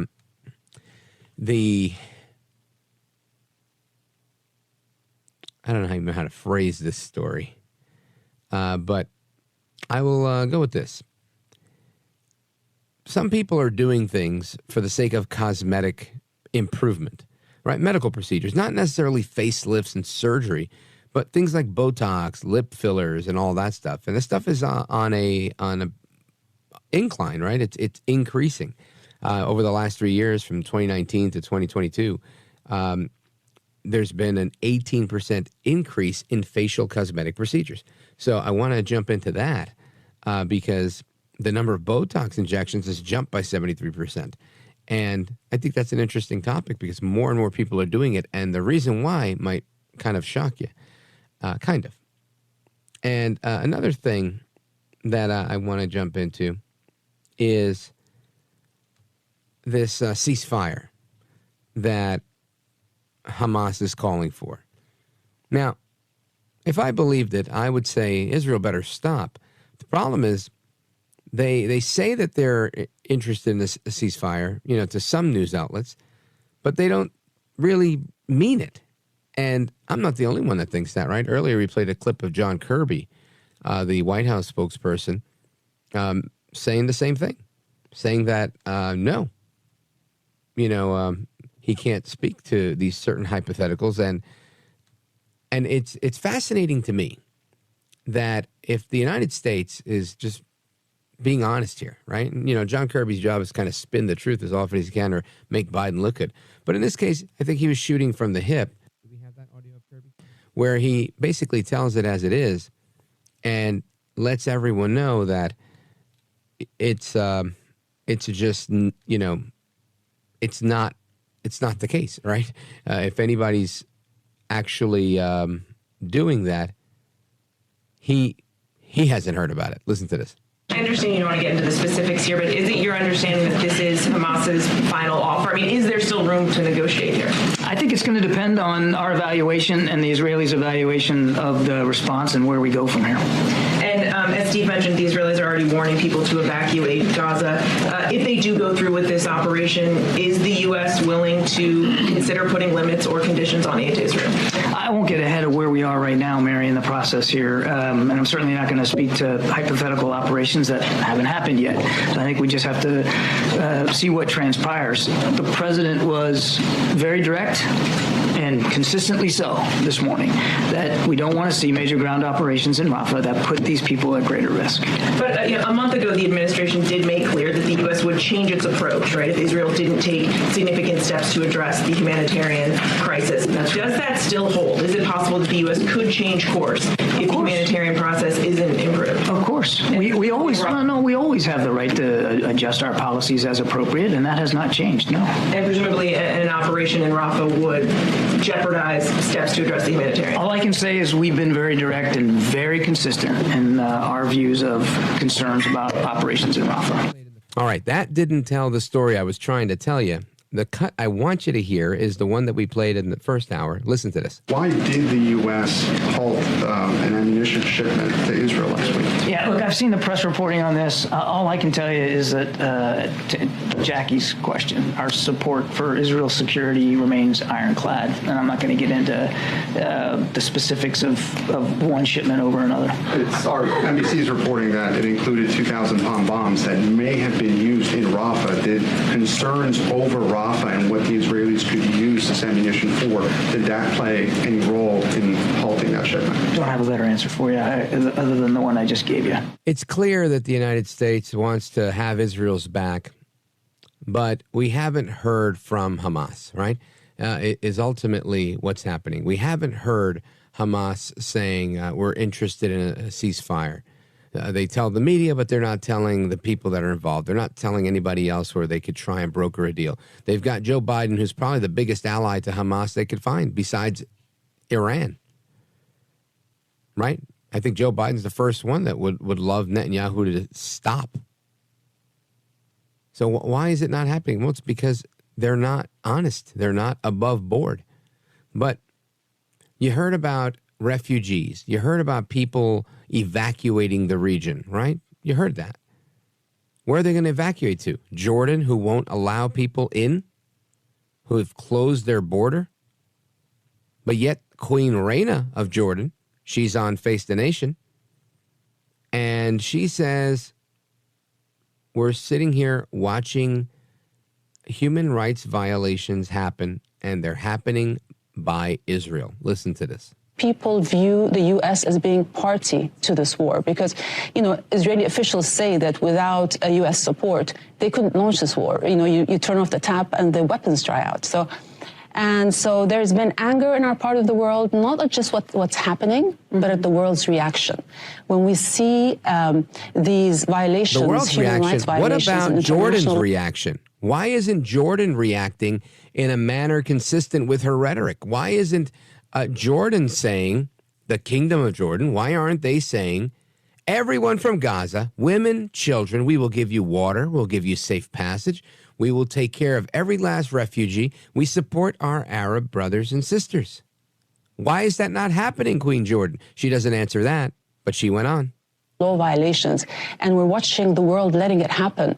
When October 7th happened, the world rightfully condemned it and took strong action and strong positions. We are outraged that the same is not happening when Palestinians are getting killed. And so there is a sense of the selective application of humanitarian law and a sense of unfairness, a sense of our lives don't matter as much. So there you have the Queen basically dancing around this topic, really, in my opinion, saying one thing but doing absolutely something else. She has the ability to help, and she's not. Right? These are platitudes and pot shots. That's what she's taking here. And it's useless to the conversation. Right? The reality is this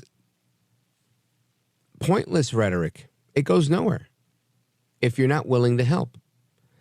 Same as the other. Yeah, it's true. The United States supplies ammunition to Israel. But the war doesn't dry up and stop, as they're suggesting, if the United States disappears. I don't think that's the case at all. Israel is not some poor third world country. They produce pharma, they produce technology, they produce lots of things. It's not a necessarily unhealthy economy. I wouldn't believe the hype. Anyway, I want to go to your calls on this. Let's go to David, San Francisco, California, listening to richvaldez.com. Go right ahead. Oh, well, thanks, Rich. Yeah, don't forget the oil. Underneath Gaza, there is a big pot of oil. And is that all the oil that Israel was using and selling in all the years they controlled Gaza up until 2005? No, because the oil was only discovered in the last, let's say, the last decade. It was announced in 2019, which is about 5 years ago, but the discoveries were being developed. And in fact, Chevron has the rights for the fracking offshore. You could just do a simple Google search of Gaza oil, and you'll get a lot of news. Rather than do that, why don't I just look at some of the tea leaves? And why don't I look at Queen Reina of Jordan? And why wouldn't I look at Egypt and see if there is something to be gained by helping the folks in Gaza? Why isn't Jordan helping them so they can get their hands on this oil? Why isn't Egypt helping them to get their hands on this oil? Well, why was it that America got tricked into attacking the wrong country after 9/11? Why was it? It's always about the big corporations pretending, the big corporations pitting the countries against each other, and get the well, even if that were true, though, David, even if they were being pitted against each other, it doesn't explain. Well, if Israel knows there's oil, and that's the conclusive fact that you're presenting here, saying they're going in there for oil, why isn't every other country saying, hey, I'll help you. I'll help you. I will help you in getting this so that we could split the oil, or I will help you Gaza. They could help either one of these guys then, rather than taking a sideline approach, but nobody seems to want to get involved. And it would strike me that they would want to be involved if they could have a chance at these massive oil riches. Why isn't that happening? Well, that's too logical, Richard. Well, let me ask you about something that's logical. What about a bunch of folks from the Gaza Strip that they come across into this kibbutz in Israel on October 7th, and they slaughter, I don't know, over 1,000 people at a music festival. They slit the throats of infant children. They set them on fire. They rape young women, and they kidnap old women. Do you think that Israel going in there and decimating this region of Gaza has anything to do with the attack that was perpetrated on them on October 7th? Yeah, when you study the complicity that Netanyahu had, Netanyahu sat on his butt for 8 hours, right? When that started, Netanyahu sat on his butt for 8 hours. He let that happen. Is that and not if you study that music appropriate festival, if you to have study time to that respond? If you study that music festival, those people, the parents of them, are furious because it was kind of I'd be furious too, that, David. I can't use the parents' fury over their children being slaughtered and attacked. I've seen the videos of these young dead people laying on the floor. It's horrific. And I can't imagine a parent being happy. Of course nobody's going to be happy about this. Saying that Netanyahu took 8 hours to respond, I mean, I just didn't even know if that's a fair critique. What do you do, and how do you mount this offensive so quickly? So honestly, I don't think that that's an area where we could say, oh, yeah, you're complicit in some oil scheme. I don't think so. I think you got to make the right move at the right time and figure out exactly how to do it. And they did it. And perhaps it was slow. Maybe it was. But this assertion that this is all about oil and they waited until they were attacked to go after oil, I think it's far-fetched. And even if it was, honestly, at this point, really, you know, if somebody comes and rapes your wife and children, God forbid, and you go to their house and you find something of value and you steal it, is the worst thing you've done stealing their oil or their riches? Or is it appropriate, or is it more appropriate? Does it outweigh everything that's happened that you go in there and you right the wrong that they killed your family or raped your family, and you go in there and right that wrong? I feel like they have every right to do what they're doing, and to sit here and try and demonize Israel as somebody that's wrong, to me, it just seems so off base. Like they should sit there and say, thanks, Hamas, come and rape our children and slit their throats again. It doesn't make any sense to me. David, thanks for your call. Folks, coming right back. Your calls and more. Don't go anywhere. This is America at Night with Rich Valdez. Call now, 833-4-VALDEZ. That's 833-482-5337. 833-4-VALDEZ. That's Valdez with an S.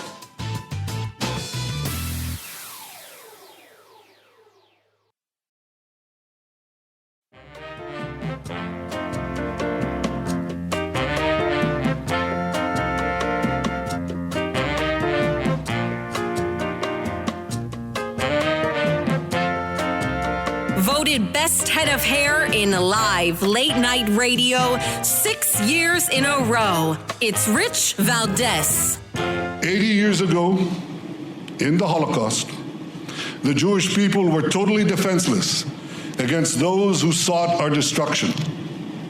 No nation came to our aid. Today, we again confront enemies bent on our destruction.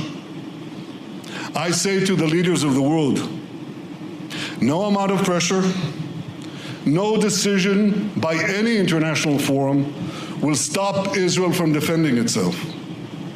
As the Prime Minister of Israel, the one and only Jewish state, I pledge here today from Jerusalem on this Holocaust Remembrance Day, if Israel is forced to stand alone, Israel will stand alone.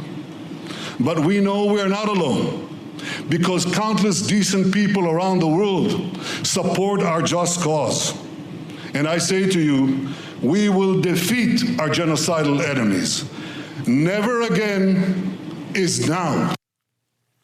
Never again is now. That is Prime Minister Benjamin Netanyahu from Israel. And I got to say, I agree with him. I agree with him. They try to make this guy out to be Satan incarnate, just like they do with Trump. And he gets elected time and again. The one time he was out of office for a few, came right back. The people want this guy. And the reason they do is because he loves his country. And it never ceases to amaze me that patriotism, you see the same thing with Trump, patriotism goes a long way for a lot of people, right? When somebody can see that your love of this country is the same as mine, whether you're a billionaire, whether you're the president or prime minister, or you're a plumber, when there's that mutual love of country, that mutual patriotism, where you cut and you bleed red, white, and blue, just like the other guy, that's a point of affinity. And people gravitate to people that they resonate with. Netanyahu seems to me, well, whatever you want to criticize him for, that's fine. But he seems to me like somebody who loves Israel, and he's willing to go down with this ship. And good on him for that. Sarah in Bedford, Indiana, WBIW, go right ahead. Hear from you, and you got great call screeners as usual. I just wanted to say, I can see both sides of the issue. From a historical perspective, you have two different people fighting over the same piece of land. That's the world over. But I'm going to say this. The Hamas attacks were vicious, and they did things that were beyond the norms of war. You know, the raping women, taking hostages, butchering children. I mean, horrible stuff. And these people want to say it's a plot, just refuse to see the guilt that Hamas has. Yeah, I think you're right, Sarah. Thank you for your call. I appreciate it. Folks, we continue with all of your calls and more straight ahead. On the flip side, we'll hear what Trump had to say regarding this outside the courtroom earlier today, plus some other reaction from lefties all over the TV. Don't go anywhere. I'm Rich Valdez.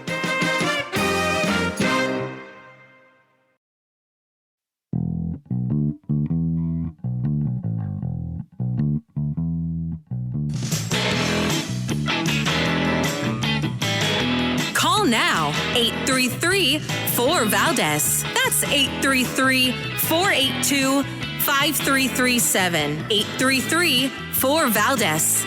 That's Valdez with an S. Now, it just came out, Colombia just canceled their commencement. Axios. Colombia just canceled their commencement. That shouldn't happen. And it also came out that the protesters, many of the protesters, are backed by Biden's donors. Okay? Are you listening, Israel? I hope you're listening, Israel. Hope you're getting smart. But they're backed by Biden donors. That's where the money's coming from. And I'm not surprised at all. That is President Trump outside the courtroom this morning saying these protesters are backed by Biden donors. And Israel, if you're listening, pay attention, right? And sending this message to Israel that it's Biden supporters that are supporting the anti-Israel sentiment on U.S. college campuses, which has now spilled over. I saw a video of a riot in Amsterdam where the guy grabs what seems like a 2x4 and he's beating on the Jewish student. Guy wearing not a turban, but a kefi. I forgive my mispronunciation of this word, the traditional headscarf worn in Palestine by men. And he's hitting the guy, and the police are just standing there. like, talking into their walkie-talkie, not doing anything to stop the attack on these students. Really, really just eye-opening stuff to see that that's what's going on in Amsterdam and what we've seen all across the country. Of course, the Reverend Al Sharpton, he has plenty to say that, no. In fact, the LAPD allowed the pro-Israeli protesters to attack the pro-Hamas protesters, and this is why no arrests of Jews were made. Listen to this, number 8. Now, you mentioned UCLA. We're learning this afternoon that UCLA will return to regular operations tomorrow. The New York Times analyzed hours of footage from violent clashes on their campus last week. They say the video showed counter-protesters attacking students in a pro-Palestinian encampment for hours using sticks, chemical sprays, and fireworks with little or no police intervention. As of Friday, no arrests have been made in connection with the attacks. Are you confident that law enforcement is doing enough to de-escalate these demonstrations and protect everyone on all sides of the violence? Because these were the counter-protesters that was against the Palestinians that made these attacks. Well, I believe that law enforcement should be the last resort. Okay, that woman, that voice at the end there is Congresswoman Sidney Kamlager Dove from California, and saying the law enforcement was the last resort. And that's exactly what the college did. UCLA refrained from using their own campus security to go after this and called the cops at the end of it to squash this rumble that had broken out. It was a riot, a full-blown riot that had gone on for quite a long time. Not because the police were letting them do it. How did they know who was winning? Reverend Al. And I'm going to reserve judgment, and I'm not going to call Reverend Al Sharpton a pendejo because I think he just honestly doesn't understand this. I'm going to try and walk him through it. But how would they know who's winning if they weren't there? They went there ultimately because the college called. Right? The college called and said, look, we can't have this. We can't have this fighting going back and forth and back and forth. We can't do this for hours on end, thinking that maybe they'd get a little bit out of their system, I guess. If anybody's blaming anybody, we should be blaming UCLA and asking them, why did you allow this to go on? Why did you issue a permit for this to happen? And did you issue a permit for some sort of semi-permanent encampment? Most colleges have not given, I haven't heard of one yet that said, yes, we have approved them to come sleep in the quad and to tear down statues and to do graffiti everywhere and to lock themselves in and take the metal barricades and create an autonomous zone. Nobody's saying that their permits allowed that. They allowed them to do like everybody else, hold up a sign, protest, and demonstrate their position. That's it. It's not something that's in perpetuity. It's not something that lasts forever and has no end date. But, of course, this is what they do. And then you have Al Sharpton and this woman, Sidney Kamlager Dove, Congresswoman from California, out here saying that, this is the last resort. The cops should not be involved, but they were involved. You can't have it both ways, right? You really can't have it both ways. Anyway, let us hit the phones here. Let us go to Ken, Lansing, Michigan, WILS. Ken, go right ahead. Hey, Rich, great evening. Always great shows. Thank you. Al Sharpton, boy, just when you need a loudmouth blowhard, he's got to stick his nose in something. Now, wouldn't that be the guy that stuck up for Tawana Brawley and then just kind of had to back himself out of that? But Al Sharpton, let's see, I believe he was once quoted as saying New York City is Jaime Town. Am I correct on that? I don't remember that one, but there's been so many great things that he's said. And what's your thought on Hamas, Ken? Rich, it blows my mind that there's any politician in America that would even suggest shorting Israel in arms to defend their country. It literally blows my mind. Hamas should be sending Biden a bouquet of roses and a cooked goat. It's just... it's funny, Ken. I think you're right. It blows my mind, Rich. How did our world get so turned around? We're telling them, don't defend yourselves too good. You know what? If I was Netanyahu, I would tell Biden, hey, guess what, Sleepy Joe? If you guys won't help us with the weapons that we need to defend these guys, and we think it's going to get a little too close, we'll use tactical nukes. So what do you think of that, Joe? You better either help us out or we're going to make sure they don't cause us any problems.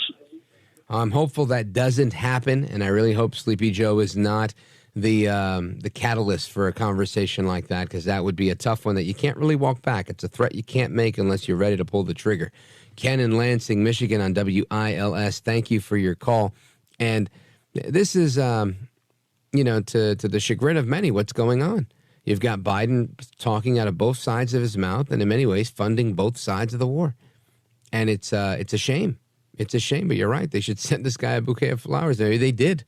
Who knows? Like the way people send a bouquet of flowers to their date when they go out. And something I mentioned earlier that I want to get into when we come back is the advent of cosmetic procedures on one's face.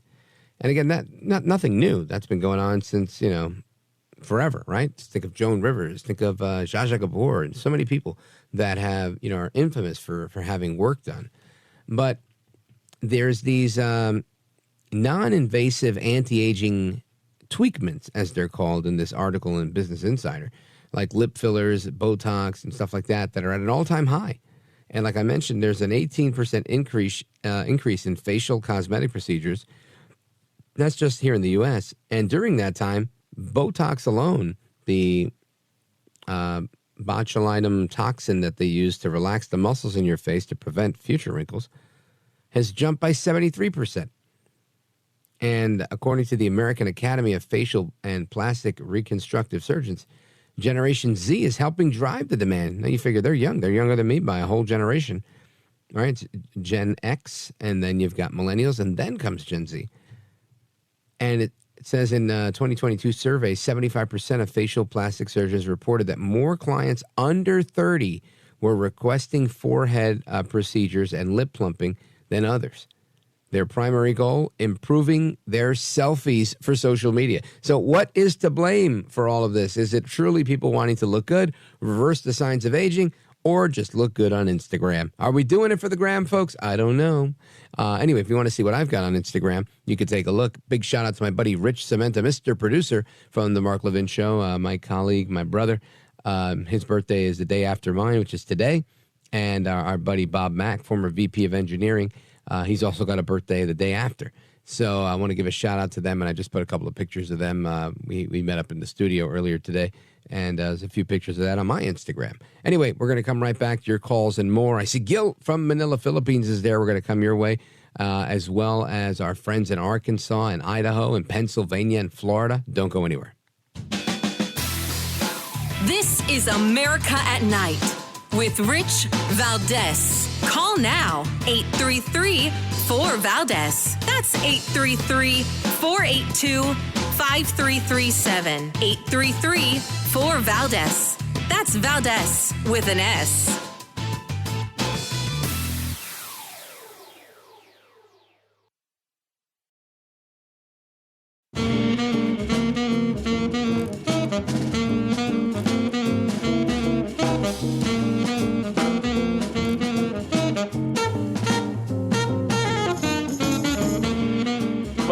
Across America to the liberty-loving Latino, Rich Valdez. This is America at Night with Rich Valdez. All right, let's hit the phones. Let's go to Sue in Schwenksville, Pennsylvania, WXDE. Sue, go right ahead. So, yeah, about this plastic surgery thing, I don't know if you saw Kristi Noem on Face the Nation this past week, and I don't know whether she had Botox or if she had plastic surgery, but she did not even look like herself. I found it very disturbing. The very idea that what's superficial is most important, that's upsetting. That's much more upsetting than the dog thing, which I could totally understand. Honestly, I share that position with you. I don't know if she's had any work, and that's not what I'm agreeing with. I didn't see her on the program, so I couldn't tell you. But I have no idea. And I honestly don't care what people do with their appearance. I really don't.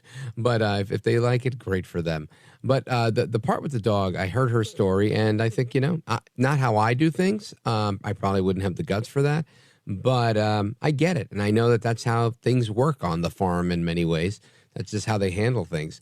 But it's interesting that this trend of young people getting Botox, I don't think that was a thing when I was in my 30s. Was that a thing in your 30s? Heck no. I mean, I think that, people I think when people were locked up for the pandemic, they were FaceTiming and they didn't like how they looked on there a lot.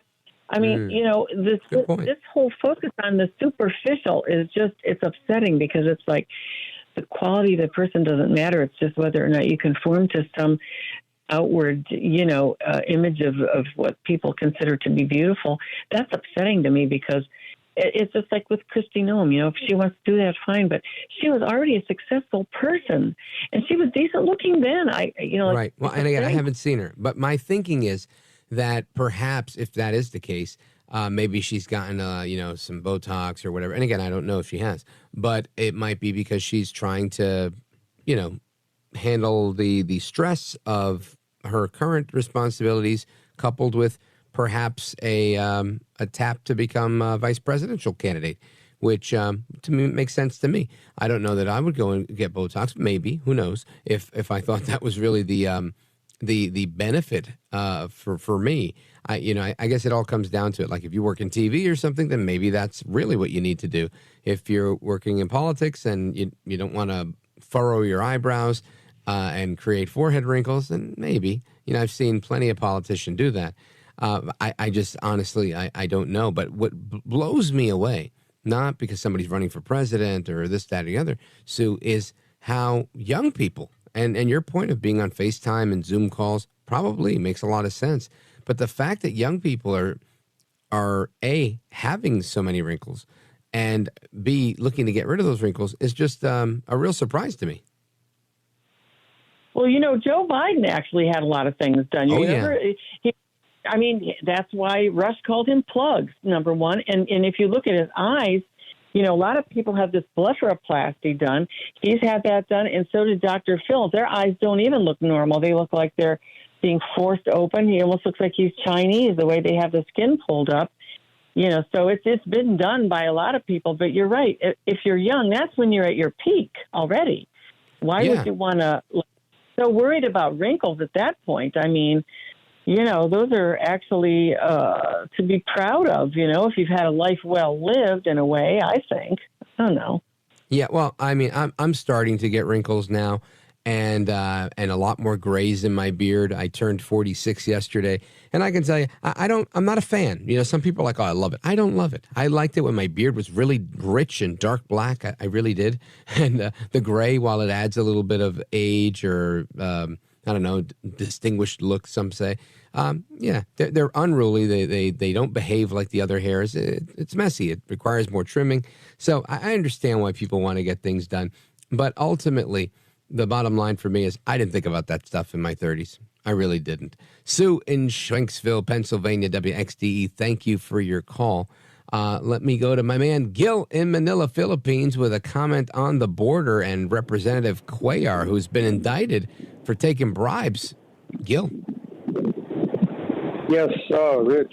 I've had some health problems, and I'm just grateful that I've lived long enough to see my old acquaintance, Henry Cuellar, get what he deserves. In the 1990s, he was actually my lawyer for a while. Oh, wow. Is this when you were stuck in a Mexican jail? No, this was before that. I was involved in a real estate dispute. Let me explain. And in Texas, if you're in any kind of a legal dispute, if you get a Texas legislator during the legislative session to be your attorney of record, nothing can happen until the legislature adjourns, and that's usually a year. And it was to my advantage to slow this thing down, and I retained Mr. Cuellar. But he has a history of stabbing his friends in the back. His predecessor in Congress, in his congressional seat, is another acquaintance of mine, Ciro Rodriguez. And he and Ciro were supposed to be best friends when they were in the legislature. But there was some redistricting, and Ciro's district then encompassed Laredo, and Henry ran against his best friend and beat him, not by very much. And recently, in this last Democratic primary, he won by only 300 votes to his former legislative assistant, Miss Cisneros. Wow. So he's got a whole history of, just being sideways with people. I didn't know a lot about that. I'll definitely take a look at it. But, Gil, it's a good thing that he wasn't representing you when you were stuck in a Mexican jail, because putting that off for a year really would have messed up your schedule. Gil, I thank you for your call, my brother. Good to hear your voice, and you sound healthy. God bless you, sir. Folks, we're coming right back. Speed round. Don't go anywhere. This is America at Night with Rich Valdez.